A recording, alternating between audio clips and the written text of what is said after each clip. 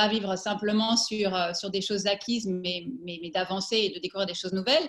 Et c'est là que je me suis dit, il faudrait travailler dans le jazz, qui est particulièrement, qui est une des choses que les Américains ont apporté à l'art mondial. Et voilà, donc j'ai travaillé pendant 6 ans pour un festival de jazz dans la Silicon Valley, ce qui a été une expérience absolument extraordinaire. Parce que, pour plusieurs raisons. D'abord parce que c'était la Silicon Valley, donc un milieu très, très fertile et très ouvert aux idées nouvelles et aux expérimentations. Et puis, parce que le jazz est une musique qui est très collaborative. Et je crois que tout ce que j'ai appris à la fois au Festival des Jardins et au Festival de Jazz, je le garde avec moi dans mon écriture, qui a été ma troisième carrière depuis que je suis arrivée à Londres. Arrivée à Londres, la vie m'a donné le luxe de me dire, je vais enfin pouvoir m'autoriser à écrire. J'ai commencé par m'inscrire dans un atelier d'écriture pour lever certaines inhibitions, je dirais, et pas seulement pour me mettre le pied à l'étrier, mais pour me donner confiance, parce qu'il y a quelque chose de très étrange à écrire, c'est dire que l'univers qu'on porte à l'intérieur de soi vaut le coup d'être partagé et avec le public, ce qui implique une exigence extrême, mais il y a aussi quelque chose d'à la fois incompréhensible, dangereux et presque prétentieux, qui frise la prétention de dire voilà, on va partager la façon dont on vit le monde et dont on le reçoit avec les autres.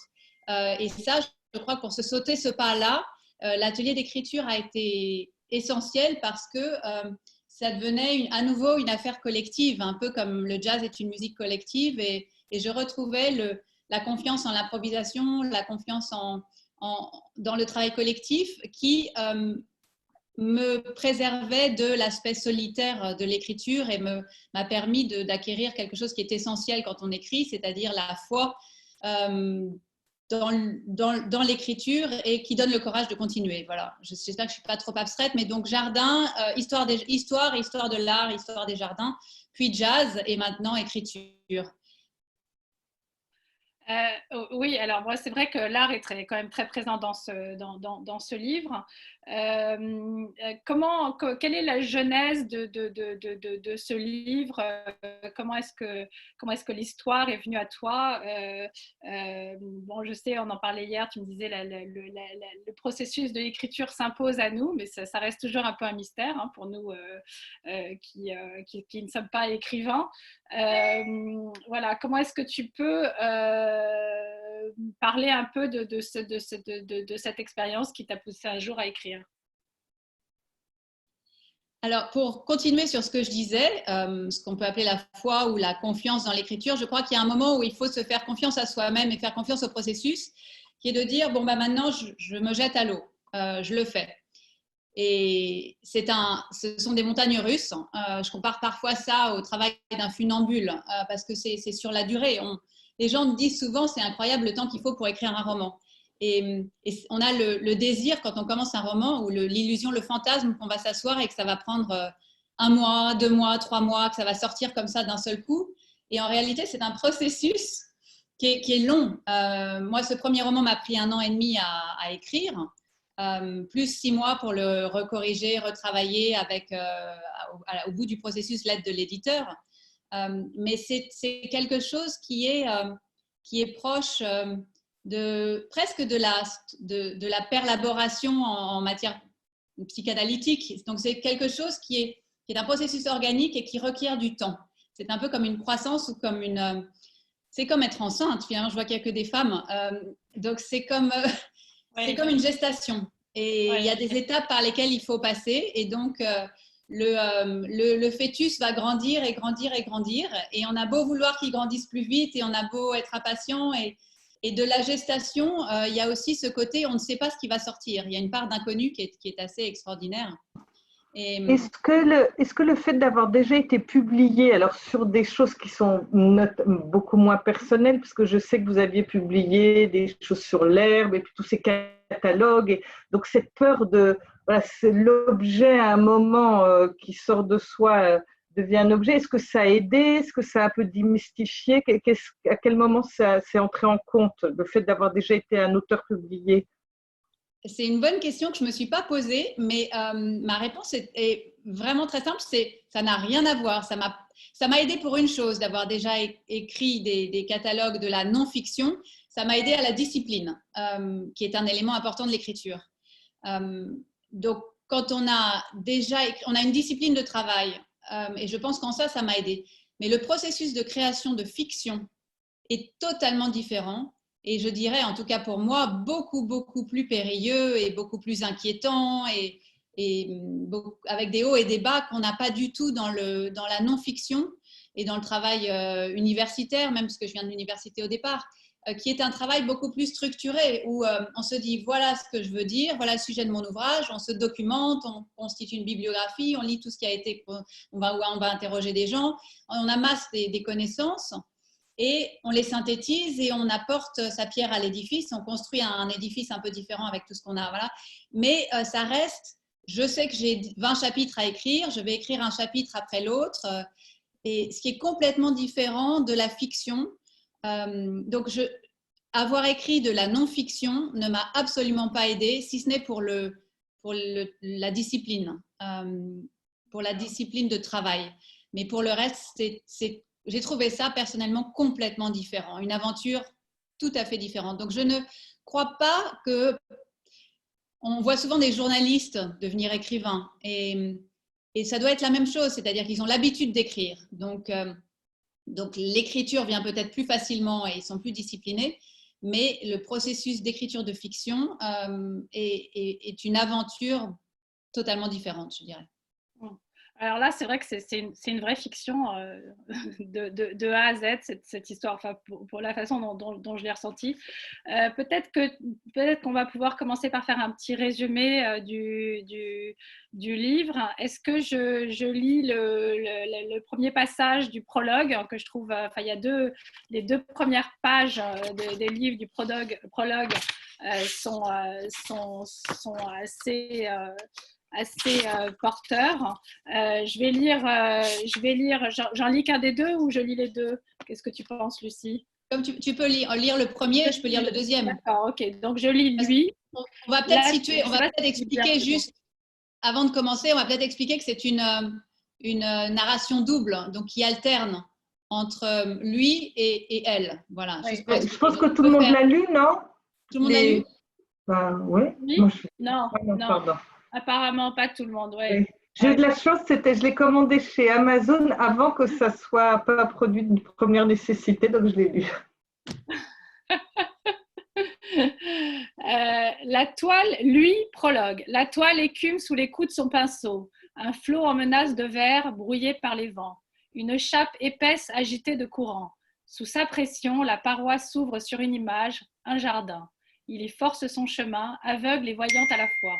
Le grain de la toile, la pâte sortie des tubes deviennent écorce, tiges, herbes, feuilles, mousse.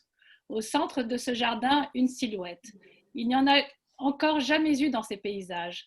Il croit d'abord à un jeu de la lumière, fruit d'une percée mouvante du soleil parmi les arbres, mais la forme se dessine, une femme marche vers lui. Les ombres de la végétation la dissimulent encore sous un manteau de taches sombres. Son visage, encadré dans longs cheveux, reste à demi caché par la courbure d'une palme. Sa main s'est levée pour la repousser, mais le geste resté suspendu masque ses yeux. Il devine sa bouche, il suit le tracé de ses lèvres. L'impatience le rend malhabile. Il sait que ce n'est qu'un début. Viendra le moment où ses lèvres s'ouvriront pour lui murmurer leur secret. Il sait que les yeux, à leur tour, sortiront de l'ombre. Alors peut-être aura-t-il trouvé ce qu'il cherchait. Alors la page suivante s'intitule « Elle, prologue ». Lorsque je rêve, lorsque je suis éveillée, seule ou accompagnée, à une terrasse, dans un jardin, je ne cesse de te croiser. Je te vois devant moi un instant vivant, avant que la réalité ne revienne s'imposer pour te voler à moi, une nouvelle fois. J'ai lutté pour te retrouver, de toutes mes forces. L'espoir m'a fait vivre. 1000 fois, je me suis levée convaincue que ce serait aujourd'hui. 1000 fois, mon cœur a bondi, croyant t'apercevoir. 1000 fois, je me suis couchée, en voulant croire que ce serait demain, le jour où je te reverrai. J'ai embaumé jusqu'au plus petit souvenir. Il m'est arrivé de douter. Douter de te reconnaître, ton front, ton nez, ta bouche. Beau front, nez cancan, bouche d'argent, menton fleuri, mon tout amour. Mais ton regard, non, il n'aurait pas changé. Ton regard, je le reconnaîtrais. Voilà. Alors dans ce livre, on sent qu'il y a une forte construction, justement, un rythme, elle, lui, un jeu de parallèle, un jeu de miroir qui voilà, on sent qu'il y a aussi une construction comme dans un tableau, avec la femme dans le miroir, le jeu de glace. L'amour mère-fils et aussi l'amour femme-homme. Je dois dire, moi, je l'ai lu 2 fois, hein, le livre. La première fois, j'étais un peu perdue. Je trouvais qu'il y avait une confusion entre l'amour de la mère et l'amour de la femme. Il y avait peut-être presque un côté oedipien, je trouvais. Et puis finalement, on finit par comprendre. Et ce sont beaucoup de miroirs et de jeux qui se reflètent entre les personnages. Est-ce que vous avez voulu la construction, j'imagine, mais cette ambiguïté aussi? Alors, l'ambiguïté est venue d'elle-même. Allô? Ouais, tu m'entends bien ou pas? Lucie? Ouais, tu m'entends? Ça y est, je t'entends. Ouais. Ouais, ma connexion peut-être juste est dire à mes instable. enfants d'arrêter de jouer aux jeux vidéo 2 secondes. C'est la joie de la technologie. Mais je suis contente de voir qu'il n'y a pas que nos enfants qui… Moi, le mien, il s'est acheté juste avant le confinement, il s'est précipité pour acheter une console. Ouais, alors qu'il joue jamais, tu vois, il joue jamais au jeu. Voilà. Donc la construction, j'espère que vous m'entendrez mieux du coup. Ouais. La construction, oui, je l'ai beaucoup travaillée. Elle s'est imposée très vite parce que je crois que, en partie inconsciemment d'abord, puis consciemment ensuite, la réflexion qu'il y a tout au long du livre et qui était, je crois, au cœur du projet dès le départ et qui porte sur la sublimation de ce qu'on porte inconsciemment par le biais de l'art. Je crois que mon désir de parler de ça et du fait que l'artiste lutte avec ce qu'il porte en lui pour l'exprimer, pour le dire, grâce au médium qu'il utilise, que ce soit la musique, l'écriture ou la peinture, par exemple, ou même la danse. Ce matériau lui est en partie inconnu. Mais ce qui m'intéressait, c'était de placer le lecteur en quelque sorte un pas en avant à chaque fois, un pas devant à chaque fois l'artiste, et de permettre au lecteur de faire de comprendre avant même le peintre ou en même temps que le peintre, selon les moments du roman, ce qui est à l'œuvre à l'intérieur de lui. Et donc ce jeu de miroir est une façon, avec un jeu de ma part pour mettre parfois le lecteur sur des fausses pistes, mais est vraiment un souci de réfléchir à ce qui est dans l'œuvre d'art, ce qui est mis par l'artiste et ce que même nous, on voit en tant que spectateurs. Et donc, on est sans cesse en tant que lecteur dans la même situation finalement qu'un spectateur devant une peinture ou un spectateur devant un spectacle de danse, c'est-à-dire à ressentir, à deviner des choses, à les comprendre. Et parfois on se trompe, parfois on projette nous-mêmes notre inconscient sur l'œuvre d'art. Et donc l'accès qu'on a au récit de la femme qui s'entremêle avec la lutte de ce peintre pour produire sa 2e exposition, l'accès à la lettre de cette femme nous permet d'avoir un accès privilégié à l'inconscient de l'artiste, ou en tout cas faire des hypothèses sur ce qui peut l'agiter et ce qui peut expliquer ce qui se dessine dans ces toiles. Et jusqu'à la fin, oui. En réalité, je prends un malin plaisir jusqu'à la fin à ne pas dévoiler complètement et à maintenir le lecteur sur le fil du rasoir. C'est-à-dire qu'il n'y a qu'à la fin qu'il saura vraiment dans quelle mesure ces deux récits se répondent. Mais donc le jeu de miroir était vraiment au cœur. D'ailleurs, le titre initial du roman était Miroir au pluriel. Ah oui, d'accord. Donc c'est vraiment très important.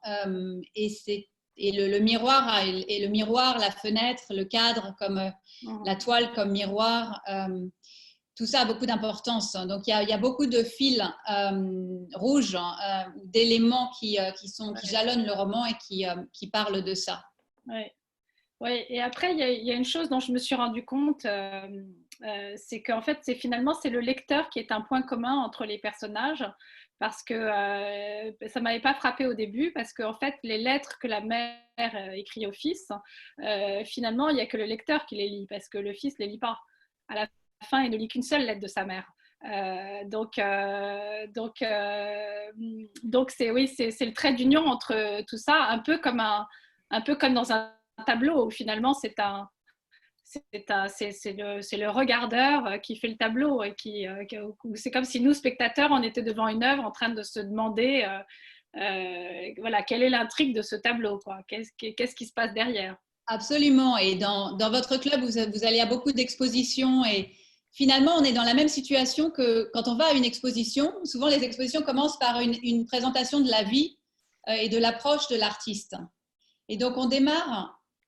Souvent, je regrette d'ailleurs qu'il y ait ça. Je me dis peut-être il faudrait le mettre au milieu ou à la fin, ou c'est pas toujours une bonne idée. Mais le fait est qu'on est un peu dans ce livre, en effet, dans la même situation que lorsqu'on entre dans une exposition, et on en sait plus sur l'artiste que ce qu'il savait lui-même au moment où il produisait ses œuvres. Et un artiste qui m'a beaucoup accompagnée pendant mon écriture, non pas qu'il ressemble tellement à mon artiste à moi, mais parce que probablement je l'aime et parce que j'aime sa démarche. C'est Giacometti. Et ce qui est frappant quand on regarde des interviews de Giacometti, quand on lit ses écrits, qui sont relativement fragmentaires, mais qui ont été rassemblés, c'est chez Arléa, je crois, ou quand on lit les catalogues de ses expositions, et même quand on lit les témoignages de gens qui l'ont connu, c'est cette lutte incessante pour trouver quelque chose dont il ne sait même pas si ça existe, et son insatisfaction permanente est un moteur important de sa création, à tel point qu'il considère ses œuvres comme jamais finies et qu'il faut que son frère Diego descende et lui arrache de son atelier les sculptures quand il considère qu'elles sont finies, en lui disant mais si là c'est fini, n'y touche plus, et il les emmène pour qu'on les fonde. Mais l'artiste lui-même n'est pas capable de comprendre complètement ce qui est à l'œuvre. Il peut essayer de l'expliciter. Et d'ailleurs, beaucoup d'artistes, là je lisais un recueil de textes de Pierre Alechinsky, il disait si je pouvais le dire avec des mots, je ne le dirais pas en dessinant. Et il y a beaucoup d'artistes qui expliquent ça, et je le ressens très fortement en tant qu'écrivain. Pourquoi est-ce qu'on écrit? C'est parce qu'on ne peut pas le dire avec des mots autrement dans la vie normale. Mais on a besoin de le dire. Et donc, il y a un moment où on n'a pas le choix, c'est-à-dire que on le porte tellement qu'on a besoin de le faire sortir, on a besoin de le sublimer, mais au fond, on ne sait pas ce qu'on sublime. Et les autres vont nous l'expliquer, et peut-être la postérité va le comprendre, et des psychanalystes vont se pencher sur la question, des exégètes, des critiques d'art, etc., vont écrire des livres, mais l'artiste lui-même ne savait pas. Et ça m'intéressait énormément de créer ça avec un livre, parce que au fond, ce livre, pour être un peu plus abstrait, vous l'avez lu, donc vous voyez, c'est vraiment un roman, mais d'un point de vue plus abstrait, c'est une réflexion sur le processus créatif et sur notre rapport à l'art, qui est quelque chose qui m'a beaucoup travaillé pendant toute ma carrière dans le secteur culturel. Alors, donc, comme on est encore sur le sujet de l'art, quand tu parlais de Giacometti, je pensais que tu allais parler de Edward Hopper et de Van Eyck. Et donc, effectivement, c'est vrai que c'est les deux tableaux que tu cites dans ton roman. Et dans les tableaux de Edward Hopper, particulièrement, ce sont souvent... c'est souvent des femmes d'ailleurs, il y a une solitude, un réalisme du vide, de l'attente, il y a une froideur que l'on retrouve aussi dans le tableau de Van Eyck et qu'on retrouve beaucoup dans les personnages qui sont dépeints, aussi bien le père qui est quand même ultra cruel parce qu'on comprend quand même qu'il s'en va et qu'il quitte sa femme plus en emmenant son fils plus pour lui faire souffrir que pour profiter de cet enfant, parce qu'apparemment il n'est pas très fait, et de cette fameuse Geneviève. J'ai adoré d'ailleurs ce jeu de mots sur cette Geneviève, la bigote très catholique, mais dans le mauvais sens du terme, en fait, l'antithèse du généreux, justement, qu'on trouve aussi dans ce tableau de Van Eyck, peut-être. Et donc, oui, donc il y a ces œuvres d'art ont influencé en plus ce sentiment de froideur qui nous effraie quelque part quand on lit le livre, en fait. Oui, et c'est un autre aspect de mon hommage finalement à mon amour de l'art et à ce que l'art peut nous apporter, d'avoir mis ces deux tableaux, ces deux artistes, pardon, Van Eyck et Hopper, était une façon de dire aussi à quel point les tableaux peuvent nous, ou les œuvres d'art en règle générale, peuvent nous inspirer, nous émouvoir et nous ouvrir nous faire comprendre des aspects de notre réalité ou de nos sentiments, ou désépaissir notre sensibilité en nous donnant accès à des choses en nous qu'on n'avait pas forcément saisies ou comprises ou ressenties de façon aussi acérée.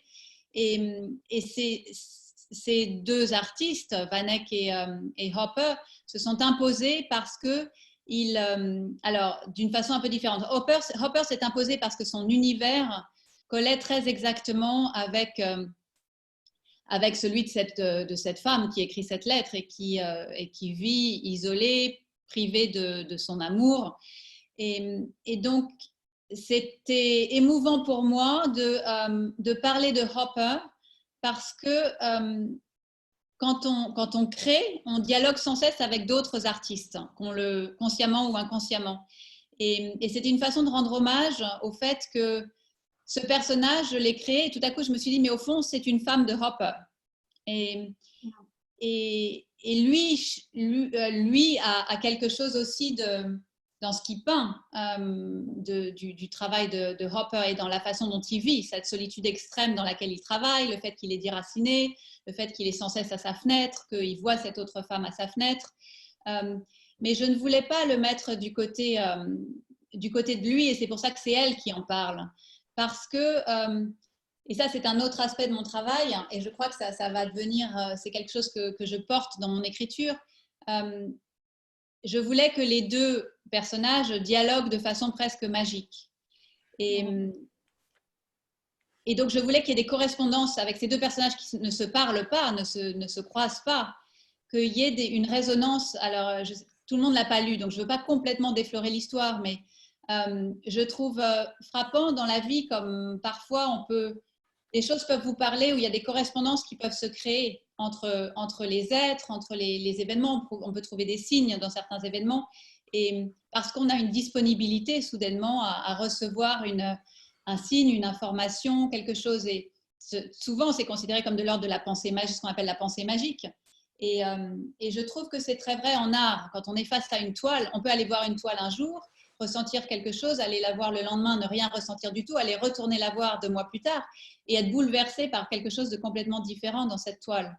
Et c'est aussi ça dont je parle en incluant Hopper dans cette histoire et en l'incluant de son côté à elle, parce qu'en parlant de Hopper, elle parle en fait de lui, ou lui pourrait parler de Hopper. Il dialogue, mais sans le savoir.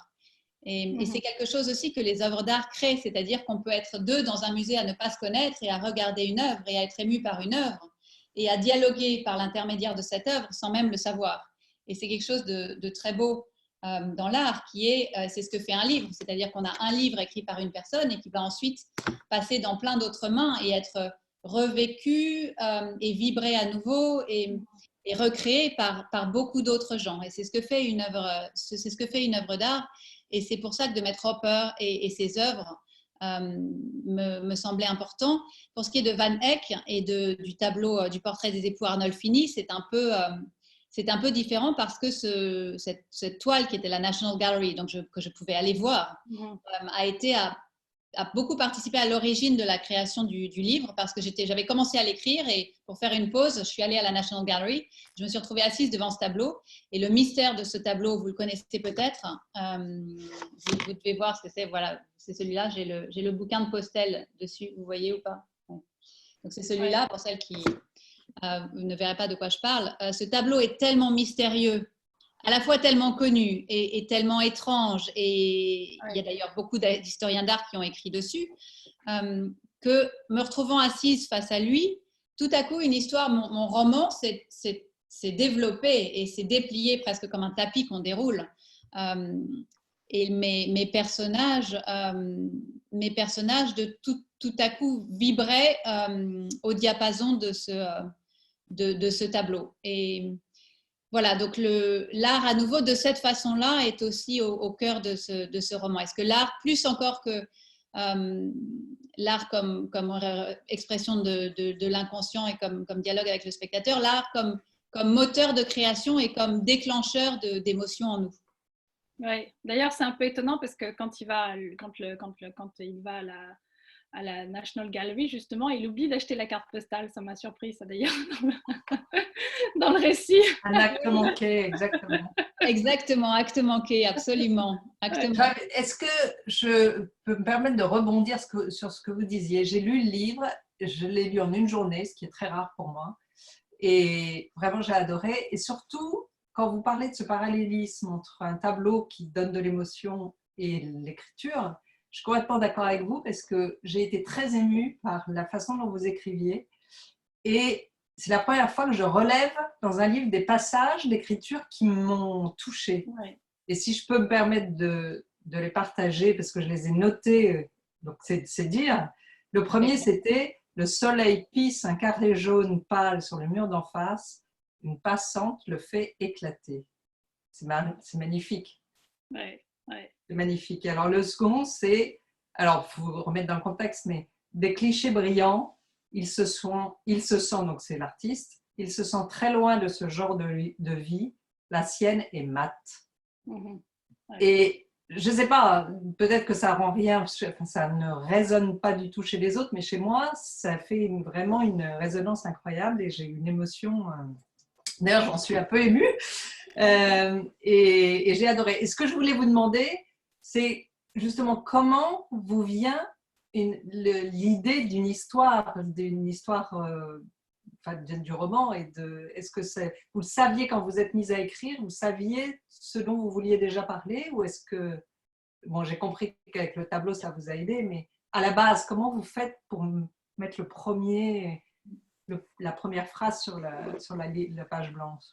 Alors, je ne savais absolument pas de quoi j'allais parler. Je me suis assise et je me suis dit, il y a un jour où j'ai pris la décision d'écrire un roman. Je me suis dit, bon, bah maintenant, je ne peux plus reculer, il faut que je saute, je vais écrire un roman. Et je me suis astreinte à écrire.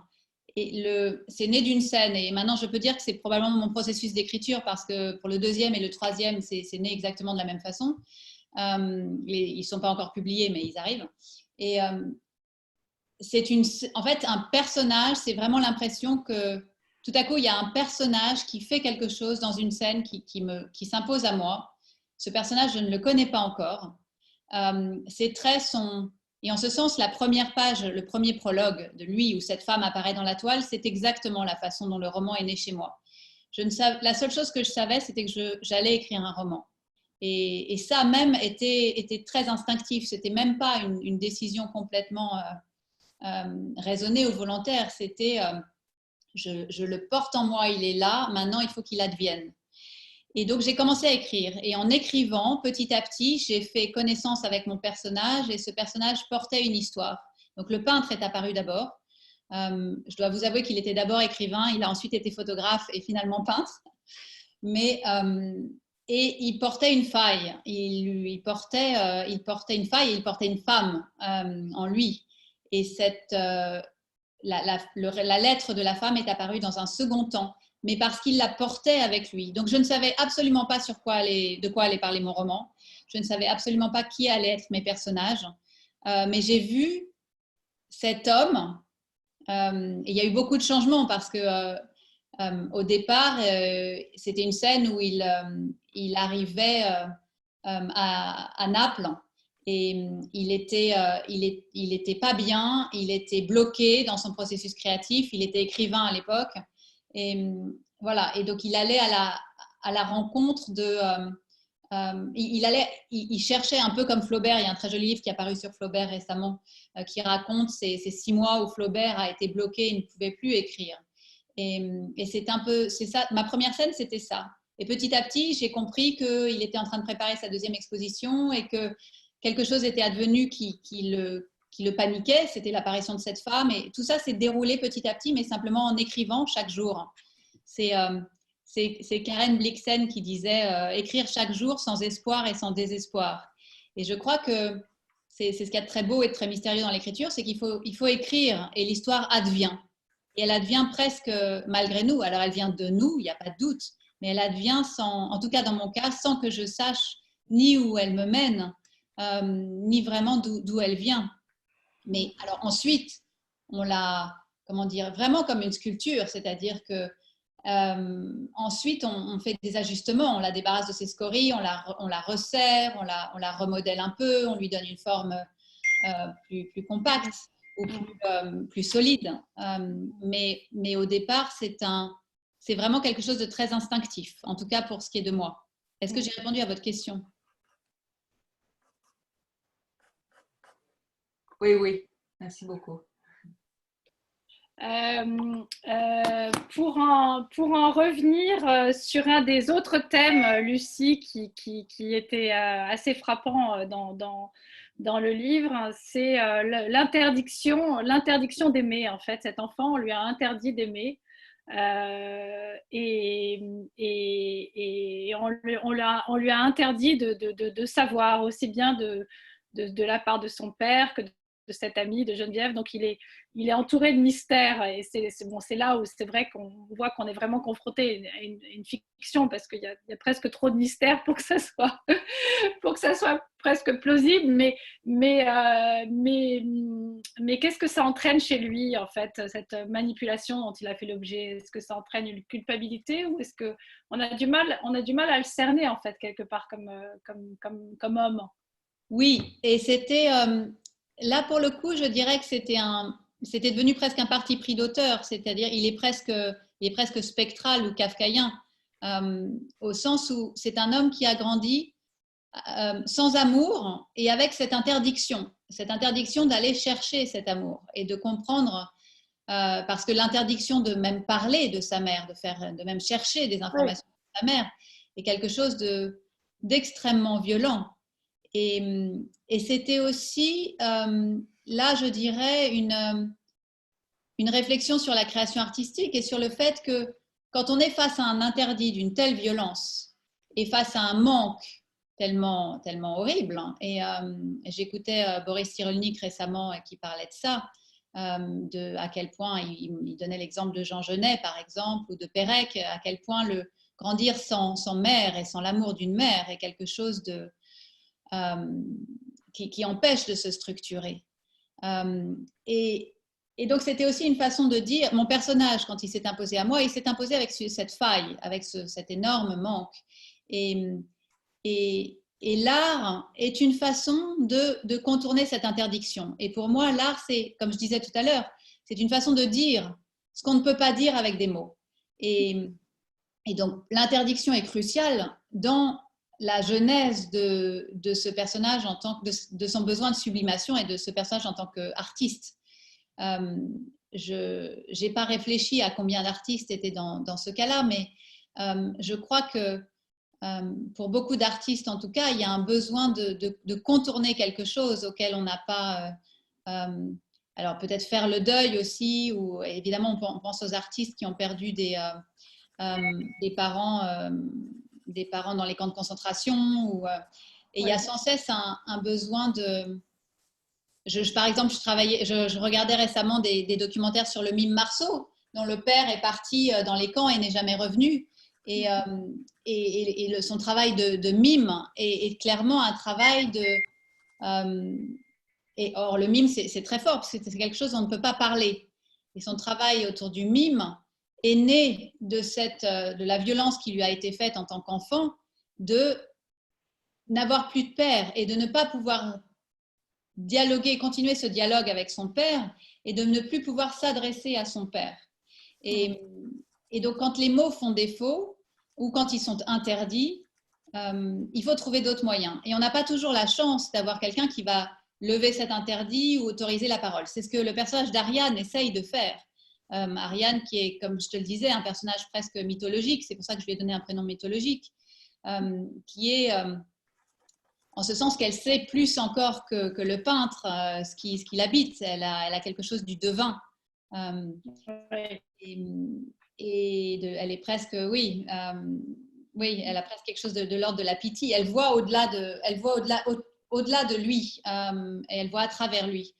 Et elle essaye de l'aider à lever cette interdiction, ou en tout cas de vivre avec cette interdiction et de la dépasser. Mais en effet, j'ai trouvé intéressant que tu me parles, quand on s'est entretenu un peu avant la vidéoconférence, que tu utilises ce terme d'interdiction que je n'avais jamais utilisé consciemment ou dont on m'avait jamais parlé, mais qui est en effet au cœur de ce qui oblige, dès l'enfance d'ailleurs, mon personnage à dire par la peinture ou par le dessin ce qu'on lui a interdit de dire autrement. Oui, oui, et puis aussi, on parlait aussi d'acceptation, parce que en fait, acceptation, presque même résignation, et aussi bien de sa part à lui que même de la part de Ariane, quelque part. Je trouve qu'elle est très philosophe, cette Ariane, en fait, parce que elle le comprend avant que lui ne se comprenne, elle l'accepte avant que lui, elle est pas exigeante comme peut l'être une femme, elle se met pas en avant, elle se met au contraire très très en retrait. On va faire le catalogue, après on verra, enfin bon. Donc, si tu veux, il y a ça contribue à accentuer un peu tous ces sentiments que presque parfois on a envie de leur dire, mais bougez les gars, quoi. Vous êtes presque trop plats, quoi. C'est pas possible. Elle est trop gentille, c'est ça? Bah, presque, oui, quand même, oui, oui. Oui. Oui, en fait, je l'ai voulu presque maternelle. Elle l'aime comme pourrait l'aimer une mère, mais probablement parce qu'avec son instinct de femme, et je crois que ce livre est très largement un hommage aux femmes, avec son instinct de femme, elle a compris que c'était ce qui lui manquait et que la pierre d'angle de la relation qu'elle pouvait avoir avec lui était celle-là. Non pas qu'elle veuille être une mère, parce que leur relation est très sexuée, mais parce qu'elle sait que c'est ce qui lui manque. Donc, elle a ce rôle de... C'est ce qu'une mère est, au fond. Elle se dit la relation, et c'est probablement elle ce qu'elle cherche aussi, c'est-à-dire elle cherche aussi une relation d'accompagnante et comme une mère fait, c'est-à-dire une mère va dire à son enfant, grandis, je t'aide à grandir, et ensuite, pour que tu vives ta vie, pour que tu sois toi-même. Donc, je t'aide, je suis toujours là pour toi. C'est exactement ce que fait Ariane. Elle dit, je suis là, je suis en retrait, certes, mais je suis là. Je pense à toi en permanence, parce qu'elle pense à lui en permanence et avec un instinct très sûr.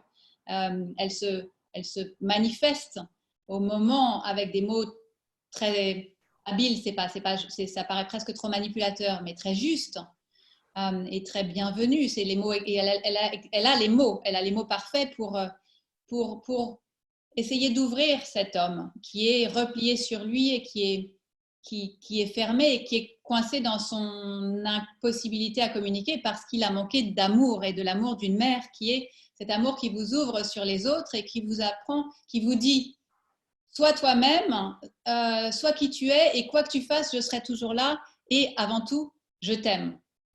Si on n'a pas ça, c'est très difficile de se construire. Ouais. C'est ce que Ariane essaye de lui donner. Avant de conclure, est-ce que les unes et les autres, vous aviez des questions à poser à Lucie sur son roman, sur cette très très belle écriture? Moi, j'ai trouvé effectivement qu'il y avait des passages aussi magnifiques.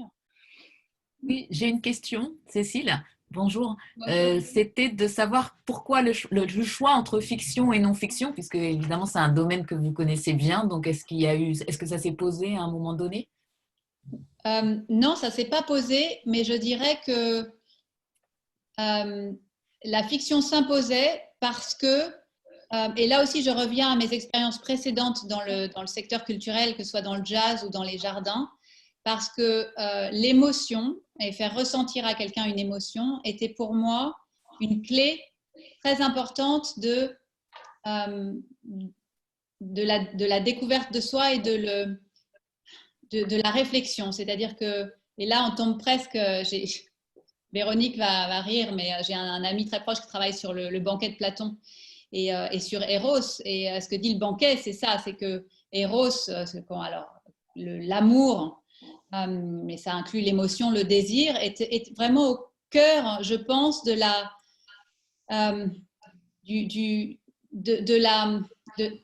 est vraiment une source importante dans le désir de découverte et dans la réflexion intellectuelle. C'est-à-dire pour moi, un livre, et d'ailleurs mon éditeur, quand j'ai posté mon manuscrit à Gallimard et que Gallimard m'a contacté, mon éditeur a cité Kafka et il m'a dit votre livre est comme ce que dit Kafka, c'était dit qu'un livre doit être la hache qui brise la mer gelée en nous.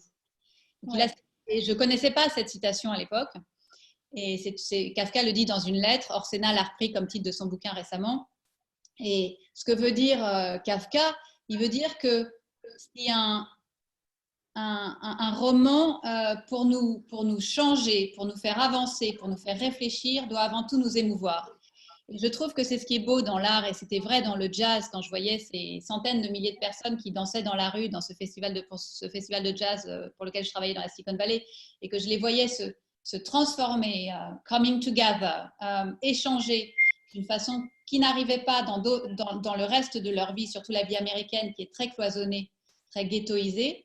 Je me disais, c'est ça que l'art peut apporter, c'est par l'émotion et par le ressenti, soudainement nous faire vivre, voir les choses et réfléchir différemment et donc découvrir des choses nous rendre plus humains. Finalement, ça revient à ça, nous rendre plus humains.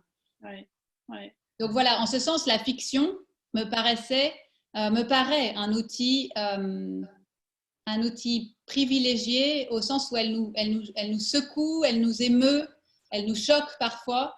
Et grâce à ça, elle nous fait réfléchir sans que ce soit tiresome, sans que ce soit fatigant. Oui, elle entretient du mystère, hein, une espèce de mystère indéfini aussi. Oui, et elle laisse des traces qui sont presque de l'ordre de, comment dire, mon rêve, enfin ce que je cherche dans un roman, et c'est ce que j'aime dans les romans, c'est quand on sort de la lecture d'un roman et qu'on voit le monde un peu différemment et qu'on entend les choses un peu différemment et c'est aussi pour ça que le style est très important. Je suis très sensible au style dans mes lectures et j'espère dans mon écriture parce que c'est cette musique qui fait aussi qu'on va changer notre regard et notre écoute des choses. Je ne sais pas si Cécile, j'ai répondu à ta question. Oui et non. Alors, le non. Non. Alors, peut-être je vais la repréciser en fait, mais merci pour tous ces éléments. De toute façon, non, c'était vraiment pour dire, dans la mesure où vous avez vous-même évolué dans ce milieu-là, est-ce qu'à un moment vous n'êtes pas dit, je pourrais être la protagoniste de manière plus évidente? C'est ça. L'autofiction, ce serait oui, voilà. Ah, je pensais la non-fiction, c'est-à-dire écrire un essai plutôt qu'écrire une fiction romanesque. Ah oui, non, pardon, c'était… Oui, l'autofiction, oui. D'accord. Non, l'autofiction, absolument pas, j'en serais complètement incapable pour des raisons de pudeur. D'accord. Voilà.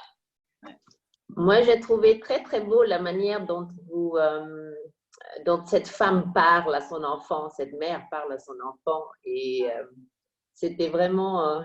la manière dont vous exprimez ça, et je me suis dit, en lisant que je n'étais pas capable certainement de dire la même chose à mes enfants. Je ressens la même chose, mais en écriture ou en mots, je ne pourrais jamais dire les choses aussi joliment. Alors après, je me suis dit, j'espère qu'ils le ressentent, que je leur fais savoir d'une autre manière.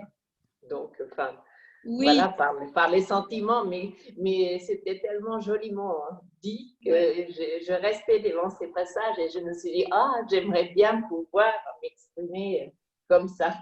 Mais tu illustres exactement ce que j'essayais de dire maladroitement auparavant, qui est que la littérature a cette fonction-là, c'est-à-dire toutes ces choses, on les ressent en tant que mère, mais même moi, je les ressens en tant que mère, mais je ne les dis pas à mes enfants. Mais mes enfants… probablement, en tout cas je l'espère, les ressentent et le message de cette mère, et c'est là où la littérature est merveilleuse, c'est que à la fois on se dit, ça nous permet de prendre conscience de choses qu'on ressent et qu'on n'explicite pas forcément, et on en sort de là en se disant, peut-être que je vais faire un pas en avant et le dire un peu plus à mes enfants. Exactement, oui. Voilà. Et donc, c'est exactement ce dont je voulais parler. Est-ce qu'à mon avis, la littérature peut apporter? Oui, donc merci en tout cas. Enfin, ça m'a fait penser à ça. Mais je te rassure, les enfants n'ont même pas lu le livre et je leur parle. Ils n'ont pas lu le livre, tes enfants? Non, ils ne l'ont pas lu. Je crois aussi par timidité. Ma fille de 12 ans se sent trop jeune. Et mon fils de 16 ans, je crois, a une espèce d'inquiétude à l'idée de pénétrer l'univers de l'écriture. Je comprends ce que je respecte tout à fait. Ouais. Ouais. Mais non, d'ailleurs, je vous invite à relire le livre parce que c'est vrai que la première fois, moi, et c'est vrai, on lit très vite, on a envie, on est pris par l'intrigue, l'énigme, est-ce qu'il va la retrouver, est-ce que si, est-ce que ça, bon bref. Et après, une fois qu'on a passé un peu ce moment de tristesse, que finalement il ne la retrouve pas, quoi, mais il retrouve autre chose, il trouve une autre femme, quand on le relit une deuxième fois, c'est vrai qu'on s'attache vraiment à l'écriture et je suis d'accord avec Delphine, avec Pia, il y a des passages qui sont incroyablement bien écrits et très très très mûrs d'ailleurs pour un premier roman, je trouve, aussi parce que il y a des descriptions quand même qui sont presque assez inattendues avec des parallèles ou des mots enfin qui sont voilà, donc ça a été une belle découverte aussi pour l'écriture. Merci. Comment est-ce qu'on avait dit qu'on allait conclure? On avait dit qu'on allait conclure en lisant les 2 prologues, je crois. Mais ah oui, c'est ça, parce que comme on a lu les prologues, du coup… mais on avait dit les questions. On avait dit les questions. Les questions, voilà, c'était les questions. S'il y en a une ou deux qui veut dire quelque chose, et puis sinon, voilà, si on avait un verre de vin, on pourrait lever notre verre. Oui. Un pot de crayon. Oui, et voilà. Te féliciter de ce beau roman. Ouais. Voilà. Les cœurs inquiets. Les cœurs inquiets, ouais. Les cœurs inquiets. D'ailleurs, pourquoi inquiets, les cœurs inquiets? Oui, parce qu'ils ont envie de se retrouver, en fait, c'est ça. Parce qu'ils sont dans une quête permanente hein, et leurs quêtes se croisent et se chevauchent et se manquent. Mais donc, je pense que quand on est dans cette quête permanente, alors c'est vrai, là en ce moment, je suis perturbée par le confinement parce que l'inquiétude a pris une mesure différente dans cette période de confinement. Mais donc, je crois qu'ils sont inquiets parce que il y a quelque chose qui leur manque et qu'ils cherchent. Et c'est ça c'est là où ils se retrouvent tous deux, c'est-à-dire c'est dans leur quête. Et quand on est dans cette quête de quelque chose dont on ne sait pas vraiment de son côté à elle si elle le retrouvera et de son côté à lui si il ne sait pas ce qu'il cherche. Donc il y a une instabilité permanente qui hante leur jour et qui est présente en permanence. Et je crois que c'était aussi, je m'en suis rendu compte après coup, peut-être un clin d'œil ou une référence ou un hommage à un livre que j'ai beaucoup aimé qui est, comment il s'appelle, le livre de Garouste qui s'appelle L'Intranquille. Je ne sais pas si vous l'avez lu. Non. Je dois l'avoir, je ne sais plus où. Ah oui, voilà, il n'est pas loin. Je l'ai revu tout à l'heure, c'est pour ça que j'y ai pensé.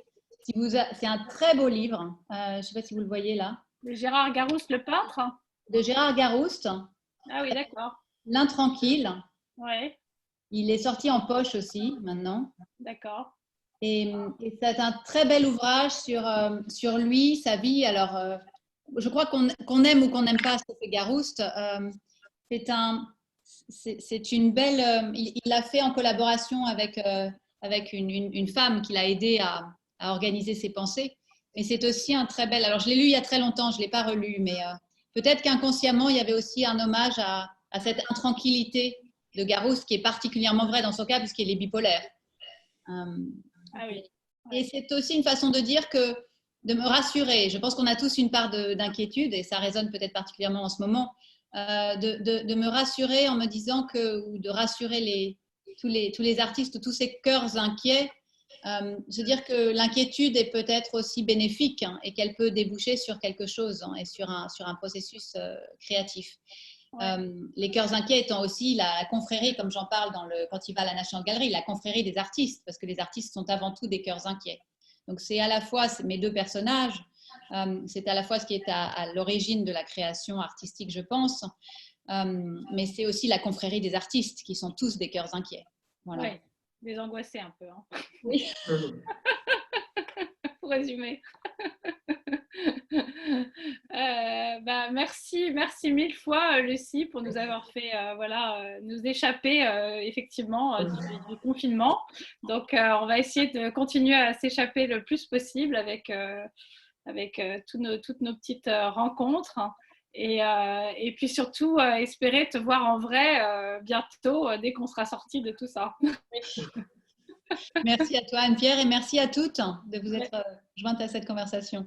Merci. Merci, bonne soirée. À bientôt. Au revoir. Bye.